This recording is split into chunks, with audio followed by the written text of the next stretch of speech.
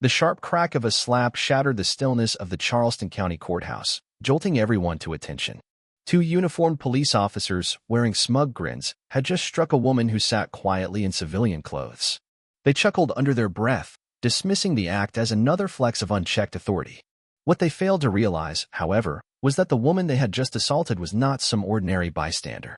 She was Fire Captain Isabella Marquez, and within minutes, everything they had built through years of intimidation and corruption would begin to collapse around them like a house set aflame. Charleston, South Carolina, a city steeped in antebellum beauty and haunted by its contradictions. Grand manors like the old Whitmore estate lined the avenues, but so too did the invisible scars of racial tension and systemic injustice. Southern charm was the glossy surface. Underneath, the old battles still simmered, waiting for a spark. Captain Isabella Marquez arrived at the courthouse just after 7 in the morning. The Atlantic air was heavy with salt, and the early light glinted off the old brick facades. At 45, Isabella's frame was lean and strong, a testament to 25 years of battling fires, rescuing civilians, and mentoring the next generation of first responders. She carried herself with a quiet authority that required no announcement. As one of the first Latina fire captains in Charleston's history, Isabella had long since learned how to break through barriers, sometimes with stubborn resolve, sometimes with sheer force. Her crew followed her not out of obligation, but out of deep respect earned on smoke-choked rooftops and in fiery corridors. But today, Isabella wasn't here to pull people from burning wreckage. She was here for a different kind of rescue. Miguel Alvarez, a young trainee from her station, had been charged with vandalism after an encounter with the police.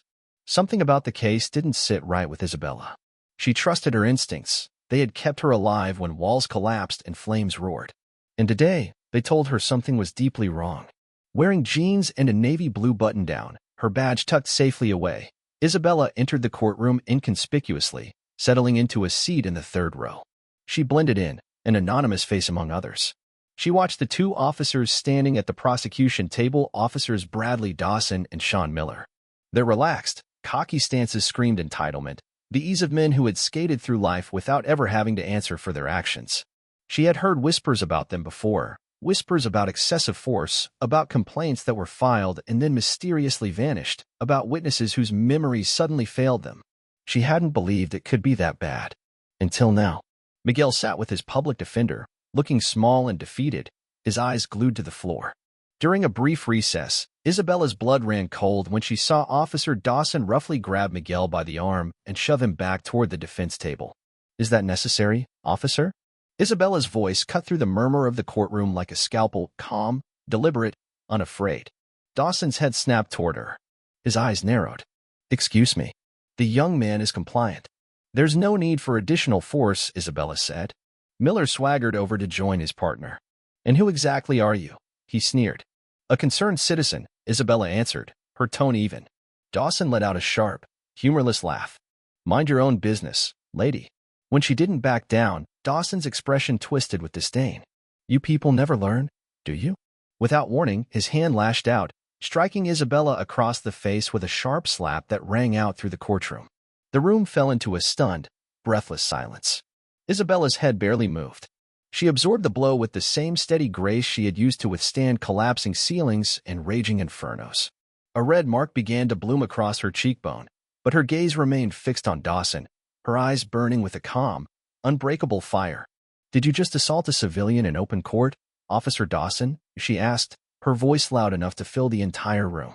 Dawson smirked, trying to maintain his false bravado. "You were interfering with police business," he said. "Was I?" Isabella reached into her pocket and withdrew a small leather wallet. She flipped it open and held it up, revealing her badge and ID. "Fire Captain Isabella Marquez. Station 12. 25 years of service." The color drained from Dawson's face. Miller instinctively took a step back. "That's impossible," Dawson stammered. "You're not." "Not what, officer?" Isabella's voice hardened, slicing through his bluster like a blade. "Not in uniform? Not someone you thought had the authority to challenge you?" The bailiff, who had witnessed everything, stepped forward, his face grim. "Captain Marquez, would you like to file a formal complaint?" "I would," Isabella said, turning to address the room. "And I believe several witnesses here saw exactly what happened." Phones were already raised. Cameras were rolling. Miller tried to protest. "It was a misunderstanding. I was questioning the use of excessive force. Isabella interrupted him, her voice crisp. Something your department has a history of ignoring. But not today.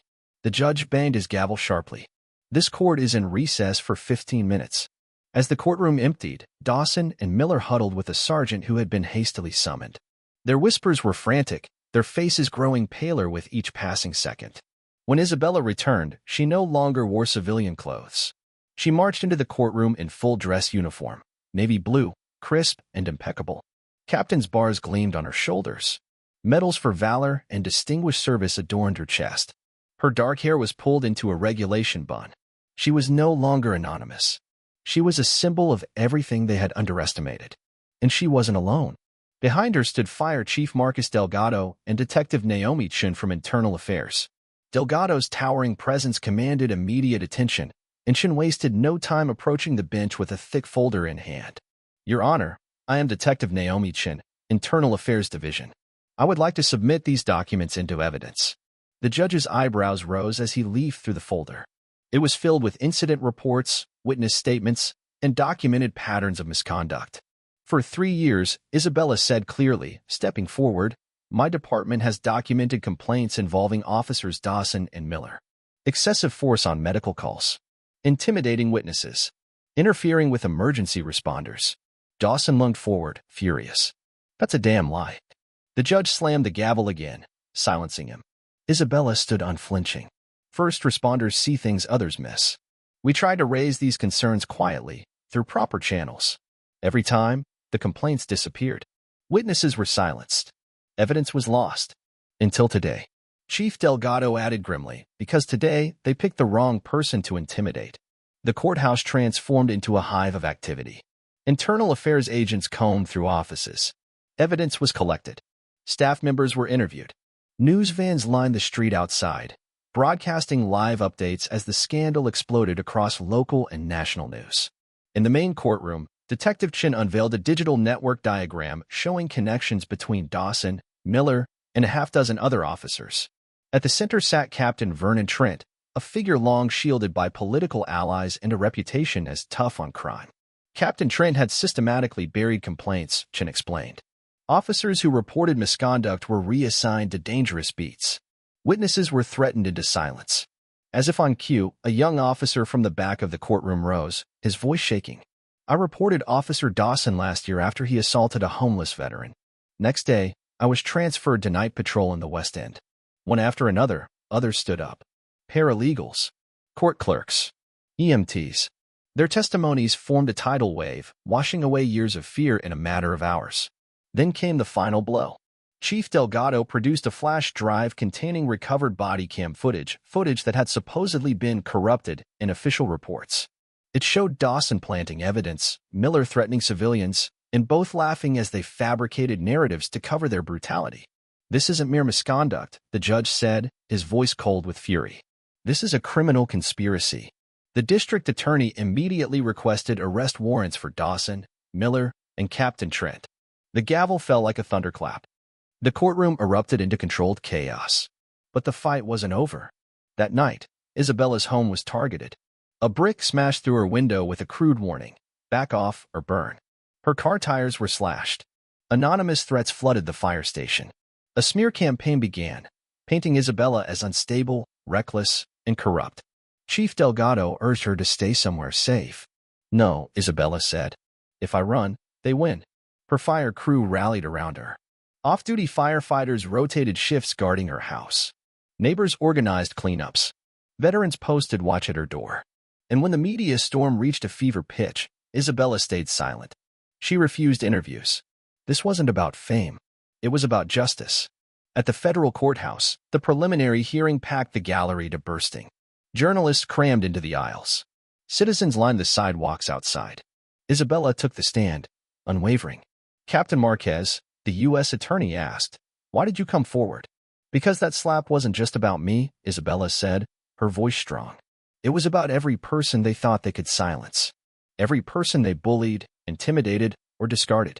Enough." When the defense tried to attack her character, she met them head-on. "You've enjoyed the spotlight, haven't you?" The defense lawyer sneered. "No," Isabella said. There is nothing enjoyable about exposing rot in a system that is supposed to protect. I didn't ask for this fight, but I won't walk away from it. 3 months later, the verdict came down. Captain Trent sentenced to 15 years. Dawson and Miller, 12 each. 37 wrongful convictions overturned. A civilian oversight board established. A new day.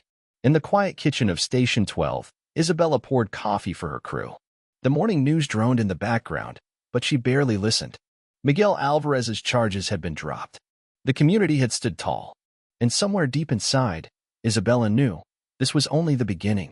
True courage, she realized, wasn't always about running into burning buildings. Sometimes, it was about standing your ground when the fire comes for you.